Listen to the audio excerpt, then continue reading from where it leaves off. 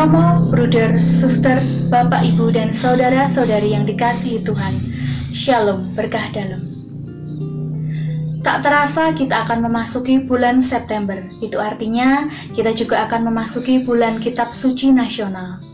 Dan kami dari tim kerja Kitab Suci Paroki Katedral Kristus Raja Purwokerto berupaya untuk menyajikan bahan pendalaman iman bulan Kitab Suci Nasional tahun 2021.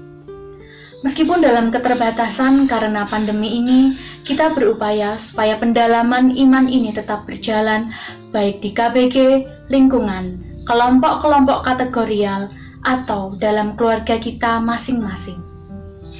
Pada BKSN tahun ini kita mengambil tema Yesus, sahabat seperjalanan kita. Selama kurang lebih 4 minggu atau 1 bulan, kita akan mendalami tema ini dengan subtema yang berbeda-beda setiap minggunya. Saya Skolastika Fibriani Diansari dan saya akan mengenalkan siapa saja yang akan menyajikan bahan pendalaman iman BKSN tahun 2021. Untuk latar belakang tema akan disampaikan oleh Romo IA Indra Pamungkas. Subtema yang pertama, kita akan mendalaminya bersama-sama dengan Ibu Sisilia Anik. Subtema yang kedua, kita akan mendalaminya bersama Ibu Anastasia Endang Pulungsari. Subtema yang ketiga, kita akan mendalaminya bersama Skolastika Fibriani Diansari.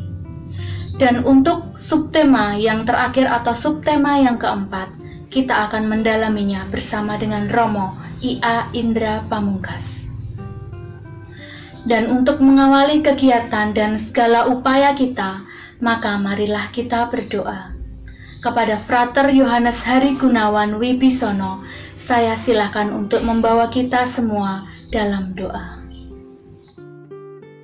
Saudari-saudara yang terkasih dalam Kristus, mari sebelum kita mengikuti sosialisasi bulan Kitab Suci Nasional pada kali ini, kita awali terlebih dahulu dengan berdoa.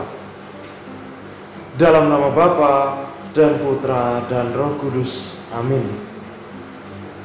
Allah Bapa yang penuh kasih, kami bersyukur kepadamu atas segala rahmat dan pengalaman yang boleh Engkau berikan kepada kami, terkhusus melalui pengalaman di mana kami boleh menerima segala sabda yang telah Engkau wartakan, Engkau berikan kepada kami.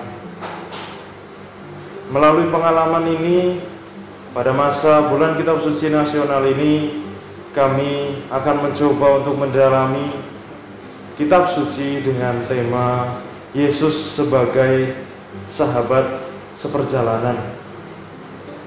Kami mohon, ya Bapa, kiranya sudilah Engkau menyertai dan mendampingi segala proses yang akan berjalan selama 1 bulan ke depan ini, agar kami semakin mampu memahami, kami semakin mampu memaknai, kami semakin mampu mencermati dan merefleksikan segala pengalaman hidup kami seturut dengan sabda yang telah Engkau hadirkan ke dalam hidup kami. Dan kami mohon agar kiranya kami semakin mampu memahami bahwa Engkau sungguh hadir dalam hidup kami, dalam pengalaman harian kami, melalui sabda-sabda yang telah kami dengarkan setiap hari. Dan kami mohon agar kiranya segala rencana yang telah kami miliki dapat berjalan seturut dengan kehendak-Mu, agar kami semakin mampu memuji dan memuliakan nama-Mu melalui hidup kami dan melalui refleksi-refleksi kami atas sabda-sabda-Mu yang telah kami terima. Ini semua kami mohon kepadamu dengan perantaraan Kristus Tuhan dan Juru Selamat kami. Amin. Bapa kami yang ada di surga, dimuliakanlah nama-Mu, datanglah kerajaan-Mu, jadilah kehendak-Mu di atas bumi seperti di dalam surga. Berilah kami rezeki pada hari ini, dan ampunilah kesalahan kami, seperti kami pun mengampuni yang bersalah kepada kami, dan janganlah masukkan kami ke dalam pencobaan, tetapi bebaskanlah kami dari yang jahat. Amin. kemuliaan kepada Bapa dan Putra dan Roh Kudus, seperti pada permulaan, sekarang, selalu, dan sepanjang segala abad. Amin. Terpujilah nama Yesus, Maria, dan Santo Yosef untuk selama-lamanya. Dalam nama Bapa dan Putra dan Roh Kudus. Amin. Bapak Ibu, saudara-saudari yang terkasih, selamat memasuki bulan September. Wah, tidak terasa perjalanan kita itu sudah sampai di bulan September. Artinya apa? Artinya kita akan masuk ke dalam pengelolaan hidup rohani bulan Kitab Suci Nasional 2021. Nah, pada tahun ini PKSN mengambil tema Tenanglah, Aku Ini, Jangan Takut. Ini semua berasal dari peneguhan Yesus kepada para muridnya, seperti yang kita alami saat ini, yaitu adanya krisis akibat COVID-19. Inilah yang disebut sebagai masa pandemi, dan krisis itu krisis multidimensional. Artinya apa? Menyentuh segala macam dimensi hidup kita masing-masing. Dan kita, ya, banyak sekali yang mengalami kerugian, banyak sekali yang mengalami lemah lesu, mungkin juga putus asa, menyerah, dan lain sebagainya. Ataupun mungkin di lain pihak ada yang justru mengeruk keuntungan di sana sini, semakin memperburuk keadaan. Nah, kita diajak melalui permenungan dalam PKSN ini untuk semakin membenarkan diri kita pada jalan yang dikehendaki oleh Tuhan. Maka di tengah krisis COVID-19 ini, PKSN mengambil tema untuk kita renungkan, yaitu Yesus, sahabat seperjalanan kita.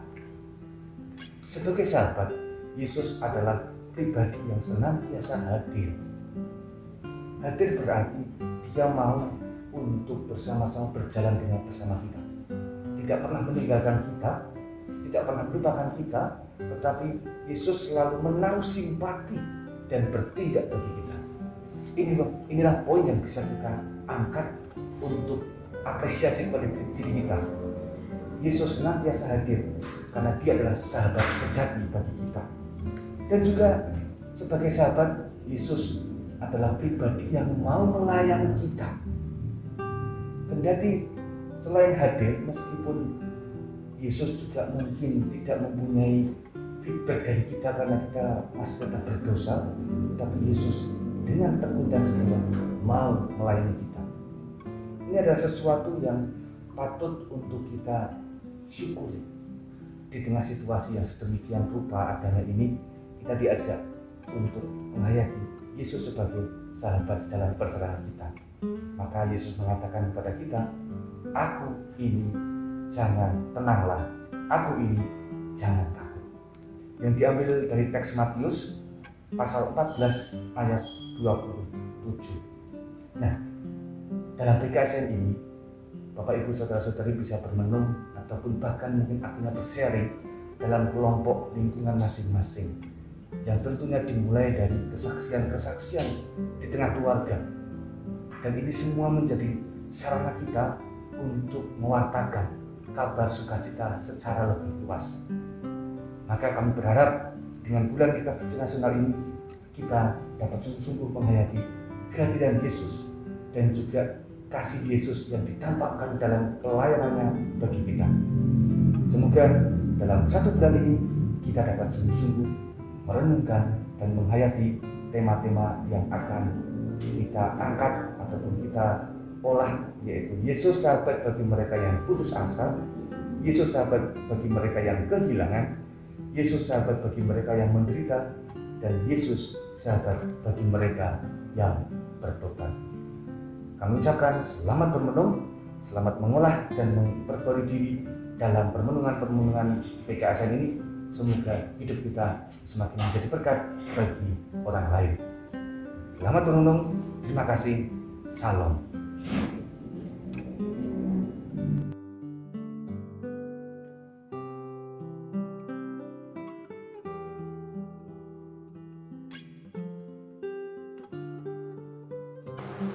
Salam saudara, kita bertemu lagi di bulan September, bulan PKSN, di mana kita diajak untuk menekuni, untuk membuka-buka kitab suci.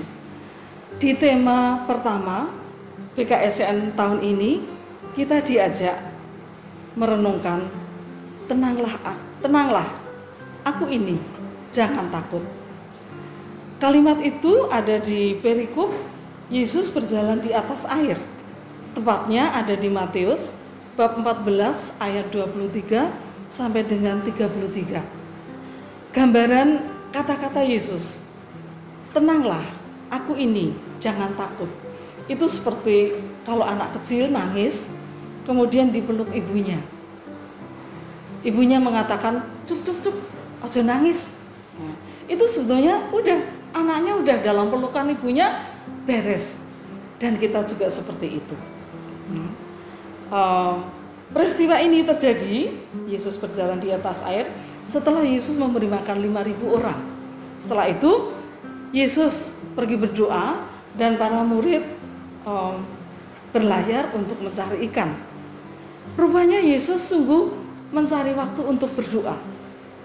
Setiap kali Yesus berdoa, rupanya doa menjadi kekuatan untuk Yesus. Kita lihat juga pada waktu Yesus mau menderita, Yesus juga berdoa. Sungguh doa menjadi kekuatan. Bagaimana dengan kita? Apakah doa juga menjadi kekuatan untuk hidup kita, khususnya dalam menghadapi kesulitan hidup? Secara pribadi untuk saya mengatakan iya banget bahwa doa menjadi kekuatan hidup saya. Dalam situasi tidak menentu, dalam situasi yang kurang menguntungkan, doa sungguh menjadi kekuatan. Dan saya yakin kita pun juga suatu ketika mengalami kesulitan-kesulitan hidup. Dan di dalam kesulitan hidup itu kita ingat, di dalam perikop ini Yesus mengatakan, tenanglah, aku ini, jangan takut. Nah, saudara sekalian, kita lihat Petrus. Walaupun Petrus sudah ada Yesus, tapi ternyata Petrus agak ragu-ragu. Tetapi Petrus mengatakan, tolonglah. Nah, sebetulnya teriakan tolonglah ini mau mengatakan pada kita bahwa Petrus tidak pasif. Demikian juga di dalam kesulitan hidup kita diharapkan tidak pasif. Kita menggapai-gapai untuk bisa mendapatkan jalan keluar di dalam kesulitan itu. Dan kita yakin dengan teriakan kita, dengan usaha kita, sekaligus dengan pertolongan Tuhan, kita akan bisa keluar dari kesulitan hidup. Dan kita datangnya pada Yesus, bukan pada yang lain. Kita perlu percaya bahwa bahwa Yesus adalah Immanuel. Yesus selalu menyertai kita. Kalau kita lihat di dalam pengalaman-pengalaman hidup kita, kalau kita telusuri, kita renungkan, kita akan semakin yakin betul Tuhan selalu menyertai hidup kita. Saudara yang terkasih, Petrus yang sudah percaya itu akhirnya mengalami perubahan, ada transformasi di dalam diri Petrus. Paling tidak kita melihat secara nyata Petrus menjadi semakin percaya bahwa Yesus sungguh anak Allah. Dan di dalam perikop ini pun kita juga diajak, kalau kita sudah mengalami Yesus menyertai hidup kita, Yesus sudah menolong hidup kita, kita juga diajak untuk ada perubahan di dalam hidup kita. Nah, perubahan itu apa? Kita diajak untuk semakin percaya tentang sabda Allah di dalam kitab suci itu tidak pernah usang. Kemudian di balik peristiwa-peristiwa, walaupun kadang-kadang terasa sulit, kita perlu percaya indah rencanamu Tuhan. Jadi kita percaya bahwa Tuhan akan punya rencana yang indah. Dan kemudian kita semakin percaya bahwa Tuhan itu sungguh penolong kita. Yang lain lagi, kalau kita sudah merasa diselamatkan, Apakah kita hanya mau ngepek dewi keselamatan yang sudah kita nikmati dari Tuhan?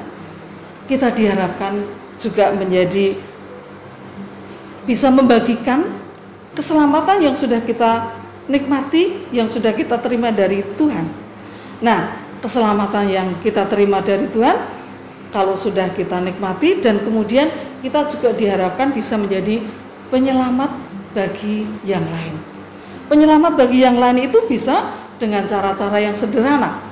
Misalnya di dalam keluarga, kita memperhatikan bagaimana anakku yang sudah punya cucu, ya, cucuku bisa menjadi selamat, bisa menjadi orang baik. Misalnya dengan tindakan-tindakan yang baik, dengan mengajak doa bersama dan sebagainya. Dan kemudian kalau di dalam masyarakat, dalam masa-masa seperti ini, sungguh banyak orang yang memerlukan pertolongan. Kita menjadi penyelamat. Kita bisa ikut aktif di dalam kegiatan paroki. Di sini kebetulan ada PCC yang sungguh memperhatikan orang yang selagi isoman. Nah, kita pun juga bisa ikut ambil bagian. Bisa juga kita langsung memperhatikan tetangga-tetangga kita yang isoman. Kita berbuat sesuatu untuk mereka supaya apa? Supaya sungguh terlihat di situ. Aku yang sudah diselamatkan, aku pun juga akan ikut menyelamatkan orang lain. Itu intinya, saudara. Pada tema yang pertama ini kita diajak untuk percaya pada Tuhan. Tuhan menyertai kita. Tuhan sungguh akan memberi pertolongan hidup kita, dan kita pun juga diharapkan bisa menjadi penolong. Saudara yang terkasih, tema kedua akan disampaikan oleh Ibu Ari. Kalau ini Tuhan menyertai orang yang sedang dalam kesulitan, tema kedua Tuhan menyertai orang yang sedang kehilangan. Salam saudara, Tuhan memberkati. Amin.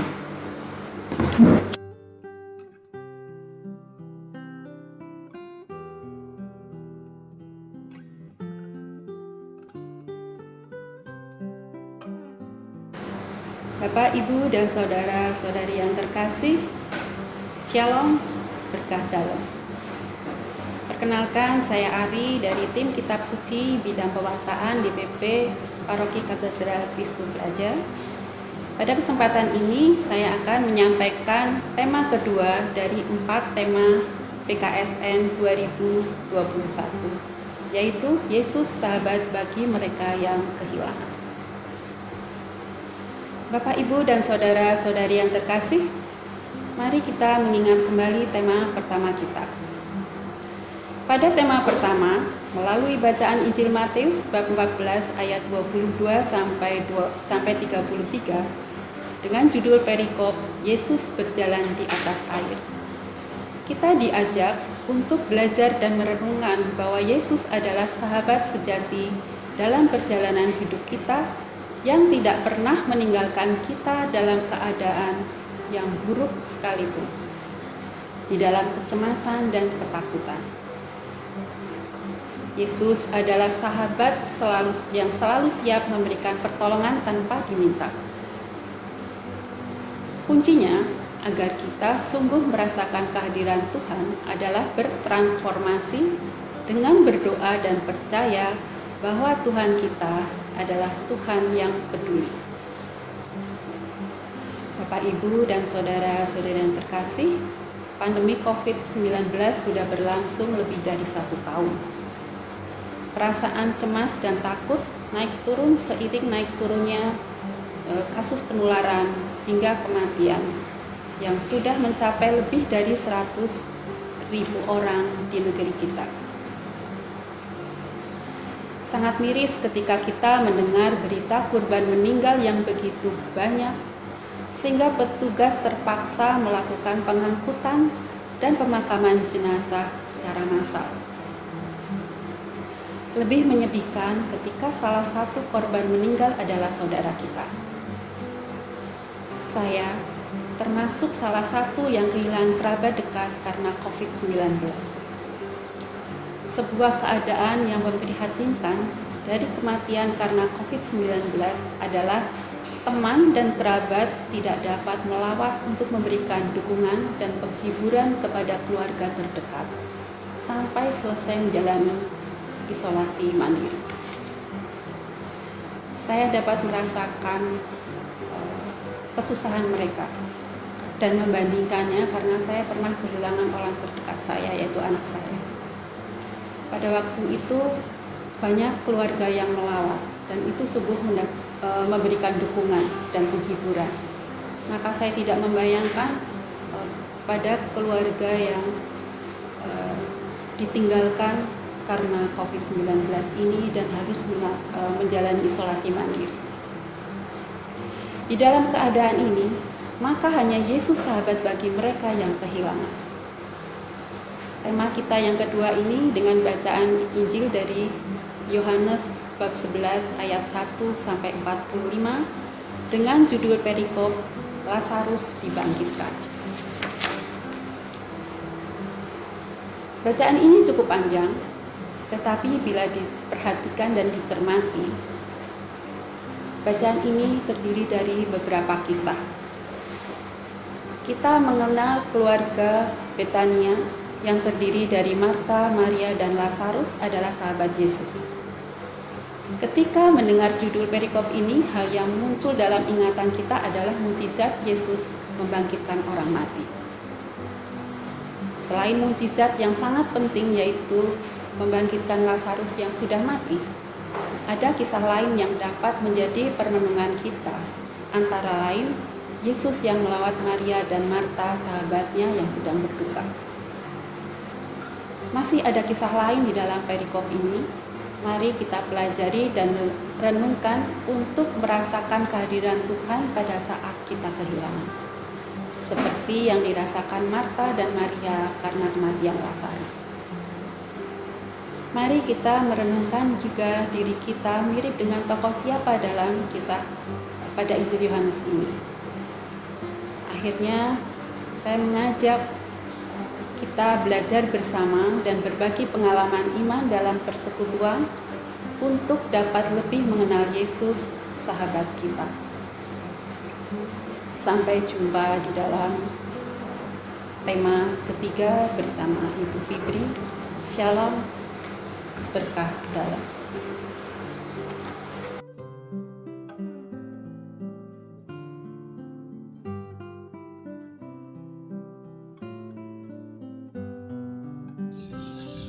Romo, Bruder, Suster, Bapak Ibu dan Saudara-saudari yang dikasihi Tuhan, Shalom, berkah dalam.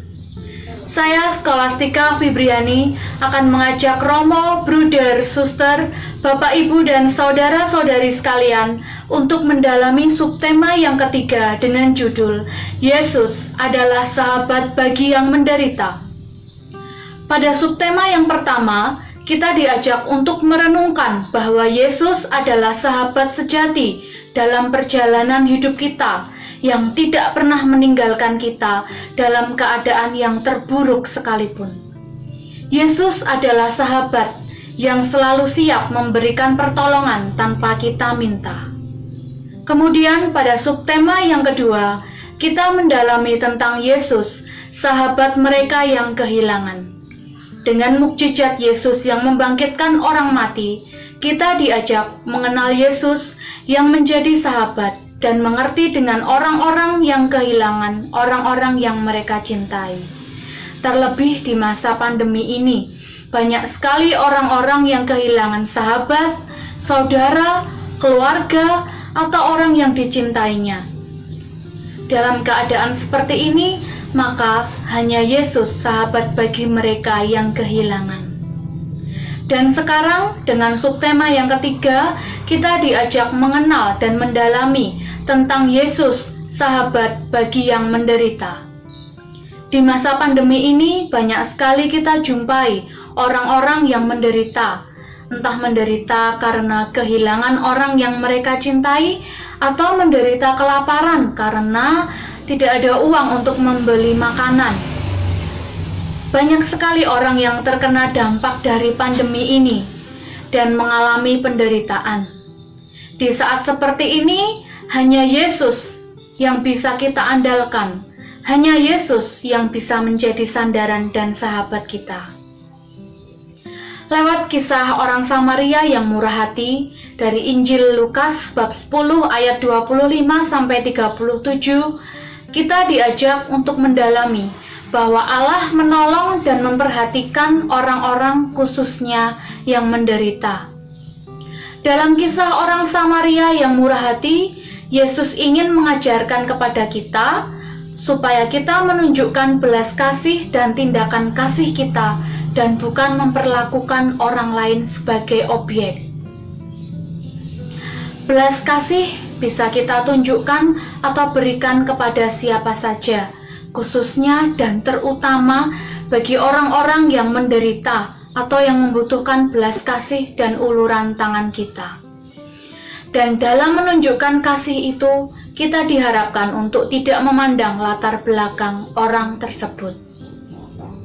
Maka, mari kita tunjukkan belas kasih kita kepada orang-orang yang menderita. Terima kasih. Shalom, berkah dalam.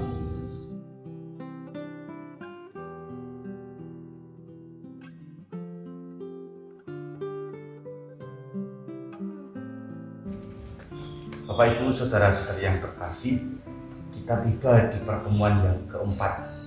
Temanya itu adalah Yesus, sahabat bagi mereka yang bertobat. Tema ini diambil dari teks Wahyu pasal 3 ayat 14 sampai dengan 21. Yang intinya adalah mengajak kita untuk tetap berbalik kepada Tuhan kembali.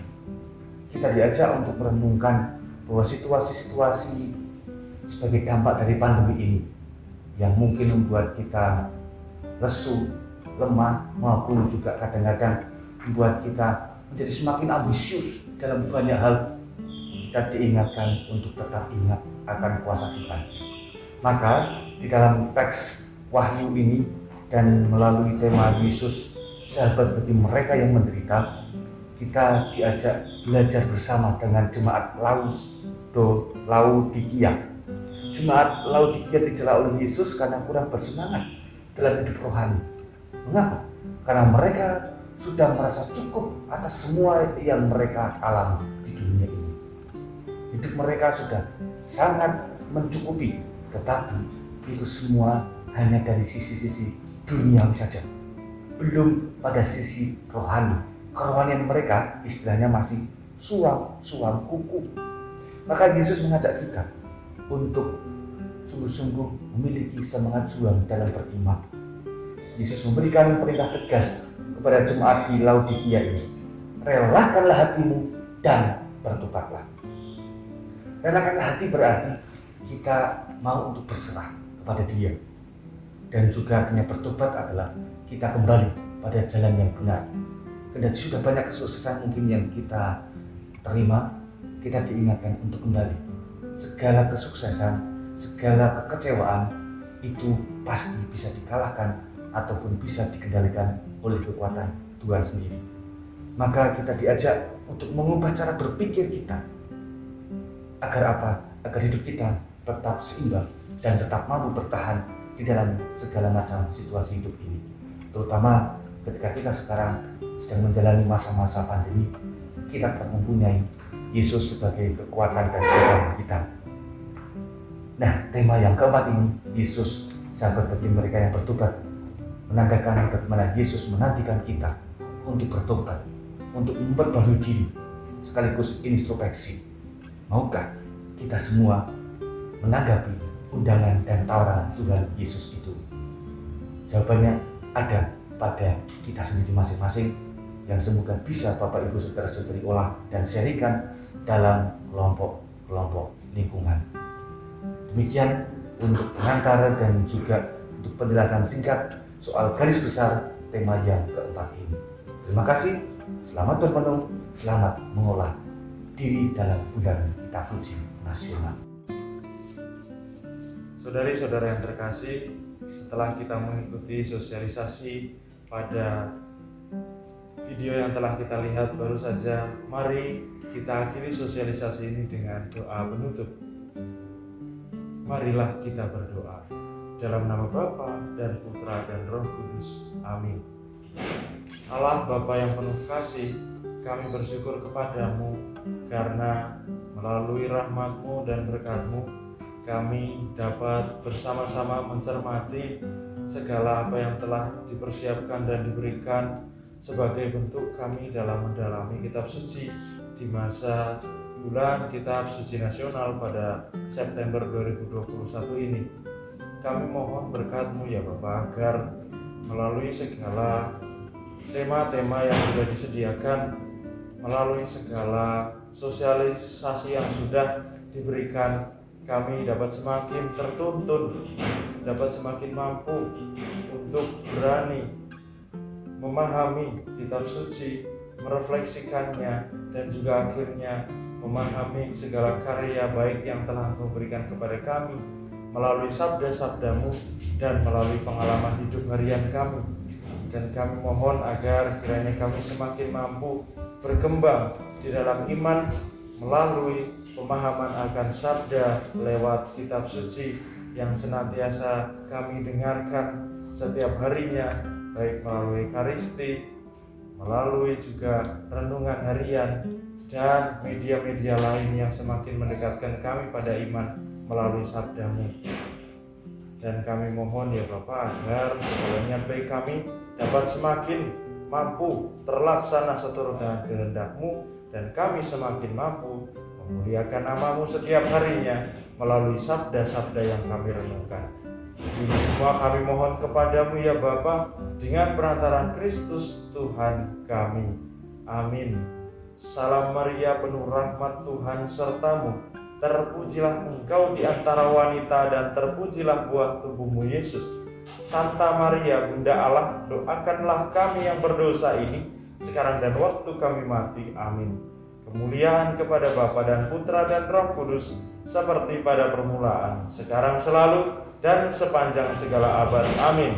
Terpujilah nama Yesus, Maria, dan Santo Yosef untuk selama-lamanya. Dalam nama Bapa dan Putra dan Roh Kudus. Amin.